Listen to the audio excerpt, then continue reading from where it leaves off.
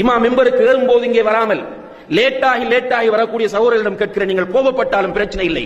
இந்த கேள்வியின் யதார்த்தத்தை நீங்கள் கபரிலே புரிவீர்கள். மறுமையிலே இந்த கேள்வியின் பெருமதியை நீங்கள் புரிந்து கொள்வீர்கள். நீங்கள் இங்கே வருவதற்கு முன்னால் என்ன செய்து கொண்டிருந்தீர்கள்? உங்களுடைய மனைவி சீரியஸாக இருந்த ஹாஸ்பிட்டலுக்கு கொண்டு சென்றீர்களா?